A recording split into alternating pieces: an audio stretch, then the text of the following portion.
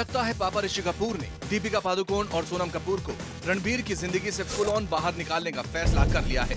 मुंबई के एक डेली में छपी रिपोर्ट के मुताबिक रणबीर के अगले साल होने वाले पहले वर्ल्ड टूर के लिए दीपिका और सोनम दोनों को ही ऋषि कपूर ने बाहर कर दिया है।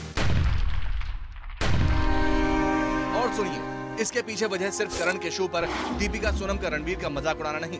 खबर तो ये भी है कि रणबीर के इस शो में प्रियंका चोपड़ा, बिपाशा बसु और मलाइका अरोड़ा खान के साथ रणबीर की खास दोस्त कटरीना कैफ भी जा रही हैं। और इसी वजह से दीपिका का वर्ल्ड टूर से पत्ता काटा गया है। रिपोर्ट के मुताबिक Katrina wasn't comfortable with the idea of being in Deepika's company for nearly a month of stretch। इसलिए पापा कपूर ने दीपिका को वर्ल्ड टूर का हिस्सा बनाने से मना कर दिया। इतना सब कुछ हो गया, लेकिन दीपिका को अभी तक रणबीर के वर्ल्ड टूर से बाहर निकाले जाने के बारे में कुछ पता ही नहीं है। Not part of the world tour, which Ranbir Kapoor's world tour, which was going to kickstart in July 2011. So is it true? And I haven't read the article, so until I read it, I won't comment on it. और तो और दीपिका से जब ये पूछा गया कि क्या वो ऋषि कपूर से रणबीर पर कहे शब्दों को लेकर माफी मांगेगी, तो उनका जवाब कुछ ये था। You don't want to apologize to him? I don't owe an apology to anyone. I don't owe an explanation to anybody, but that's it. साफ है कि अब दीपिका और ऋषि कपूर की इस लड़ाई में कोई भी झुकने को तैयार नहीं। ना दीपिका माफी मांगेगी और ना ही ऋषि कपूर दीपिका को माफ करने के मूड में हैं। दीपिका और कपूर के बीच की ये वॉर कहां तक जाएगी, इसकी पूरी अपडेट आपको प्लैनेट बॉलीवुड के हर एपिसोड में मिलती रहेगी। Time to show you the visual of the day.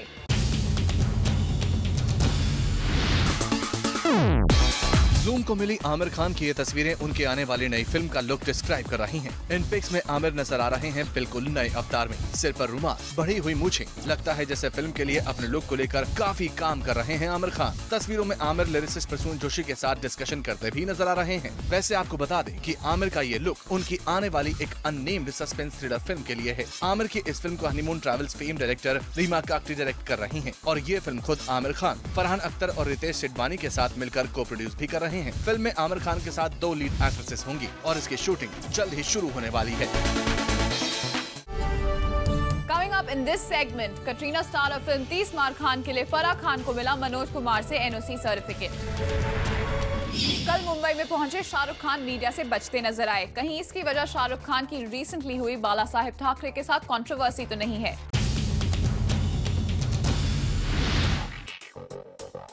Don को पकड़ना मुश्किल ही नहीं नामुमकिन है।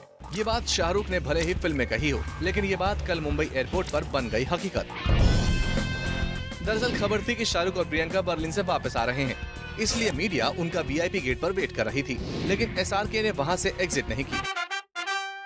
उसके बाद मीडिया पहुंची जनरल गेट पर, लेकिन वहां से भी शाहरुख ने एग्जिट नहीं की। शाहरुख निकले 2 कदम आगे, क्योंकि उन्होंने खोज निकाला एक तीसरा रास्ता।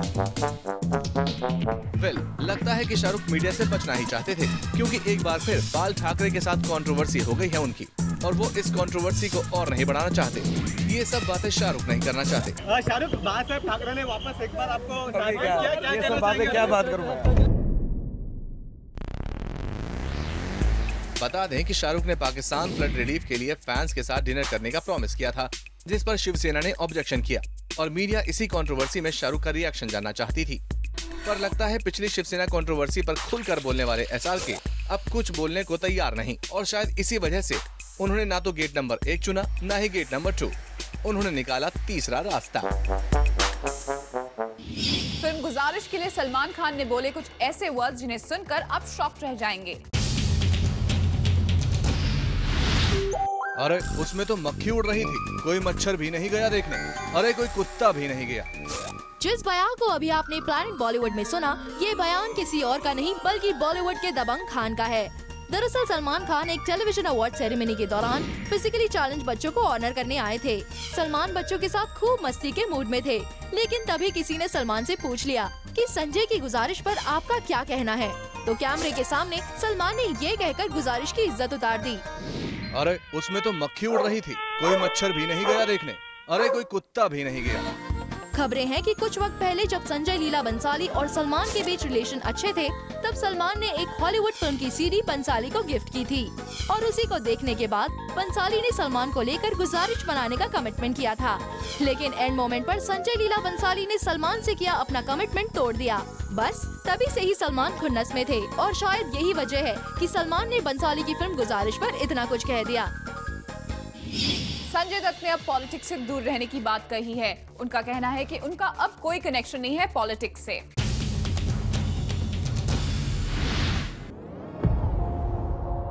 संजय दत्त ने पकड़ लिए हैं कान। कहते हैं अब नहीं बनूंगा राजनीतिक गलियारों का मेहमान। पॉलिटिक्स को कर दिया है मुन्ना भाई ने बाय बाय, वो भी इस कदर कि सियासत से अपना साथ नहीं मानते संजय।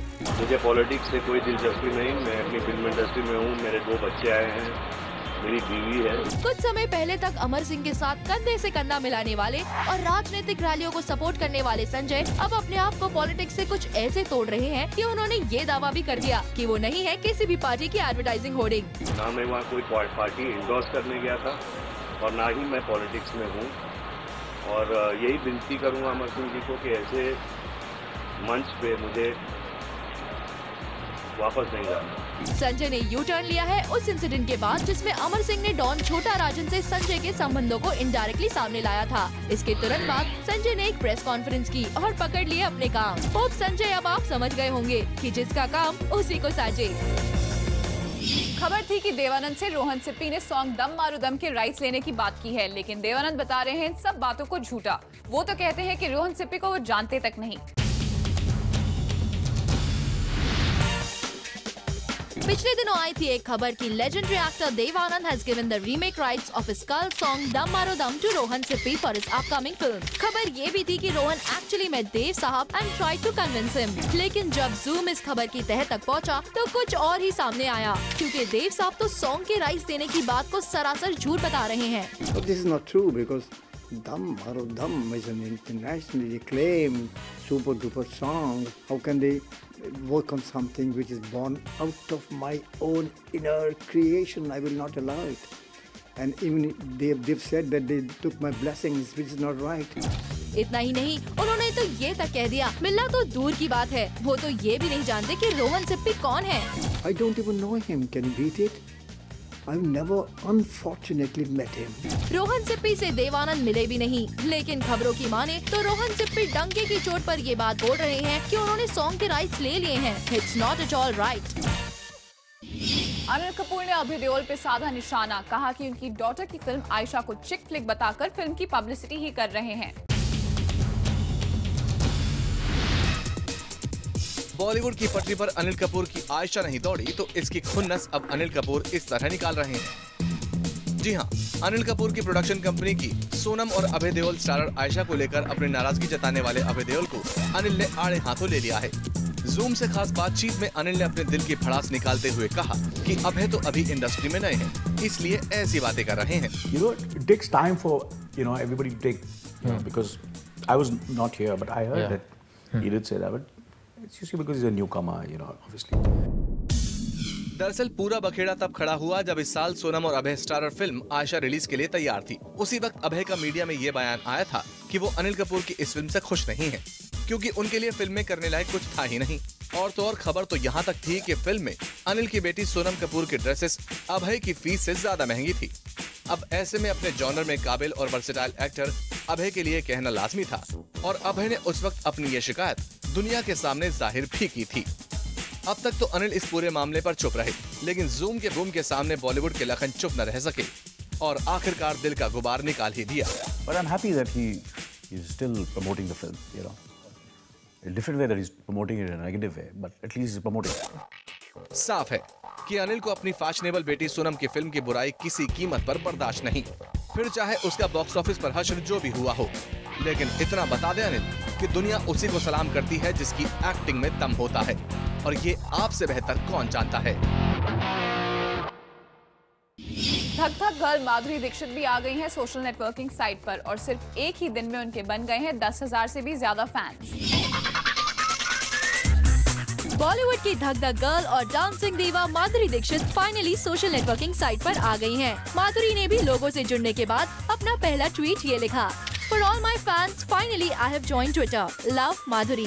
यहाँ हैरान कर देने वाली बात ये है कि माधुरी को साइट से 24 घंटे से भी कम वक्त में जुड़ने से पहले ही उनको फॉलो करने वालों की लिस्ट 10,000 के पार हो गई है। वैसे माधुरी को ऋतिक से लेकर सोनम और दिया मिर्जा तक ने भी साइट पर वेलकम किया। वैसे माधुरी एक डांस रियलिटी शो को जज करने के लिए इंडिया आई हुई है। कहीं ऐसा तो नहीं कि शो को प्रमोट करने के लिए माधुरी ने ये तरीका अपनाया हो। ज़ूम को एक्सक्लूसिवली खबर मिली है कि दीपिका पादुकोण ने इमरान खान के कहने पर स्पेशली अपने एंकल के टैटू को परमानेंट करवा लिया है।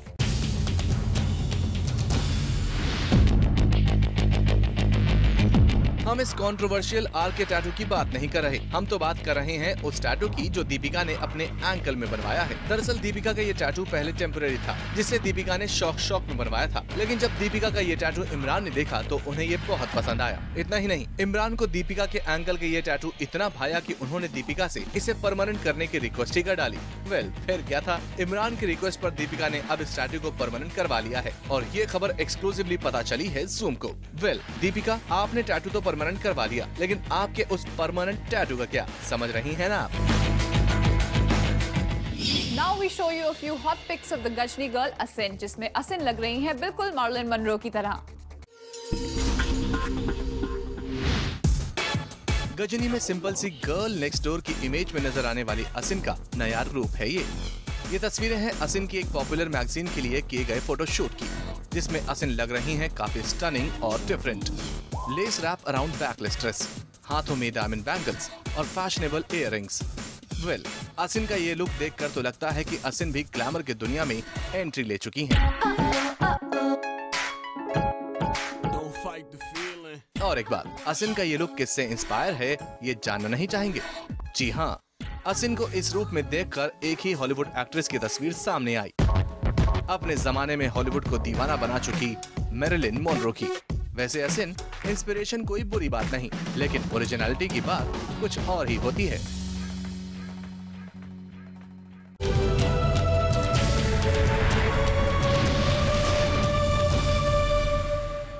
फराह खान ने दिखाई मनोज कुमार को अपनी फिल्म 30 मार खान और ज़ूम के पास खबर है कि मनोज कुमार ने फिल्म देखकर एनओसी भी दे दिया है।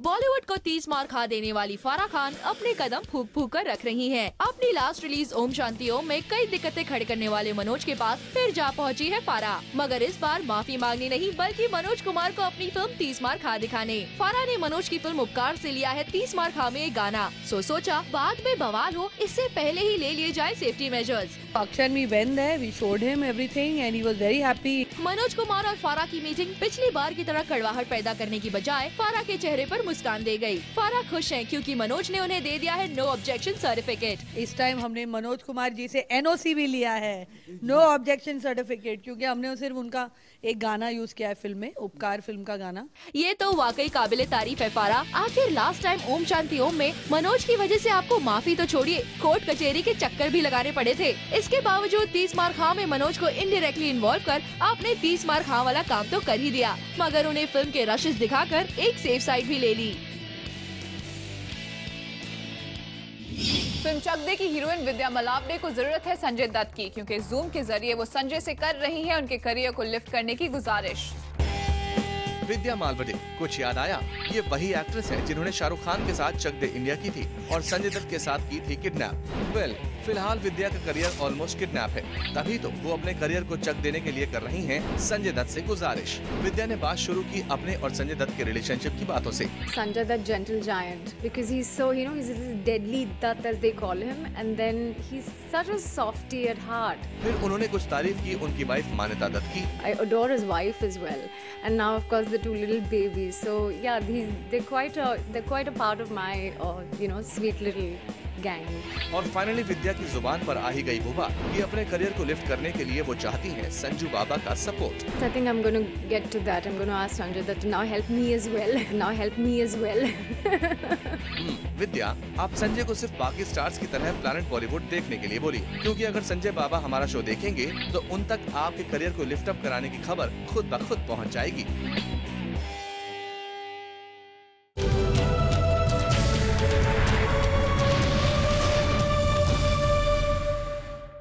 And now give you an update of the short film contest, Gorbachev Pure Shots. If storytelling is your forte and filmmaking is what excites you, we have got something very interesting for you in store. Gorbachev, in association with Zoom and One Take Media, brings you a short film contest जिसका नाम है Gorbachev Pure Shots. अगर आप हैं एक film student, एक professional film maker या फिर हैं एक amateur film maker, Gorbachev Pure Shots is just the contest for you. All that you do is to make a 2-minute film on the theme Whoever You Are, Be Pure. The winner will be judged by a panel of judges that includes film directors Shyam Benegal, Mahesh Bhatt, Nagesh Kukunur, Sudhir Mishra, ad filmmaker Prahlad Kakkar and actor Gul Panag. We also talked to Mr. Deepak Roy, the Executive Vice Chairman and CEO of Allied Blenders and Distillers Private Limited, who told us more about the theme. Based on a consumer insight, through a lot of consumer insight studies that we have done about people and their lives, it's true human nature that, a person can be, as Mr. Bhatt was saying, can be a mother and yet be a prostitute. And what we are telling them that, okay, whatever you are, do it with purity, do it with integrity, be pure. And that's exactly what we are trying to convey. And this strengthens the positioning of the brand because our brand is all about purity. और हम आपको बता दें कि winners will get an all expenses paid trip to Cannes Film Festival 2011 and several other prizes. And that's not it. The winner of the jury award will get a direct short film under the supervision of Mr. Mahesh Bhatt. The contest closes on January 7, 2011. For more info, log on to www.onetakemedia.com.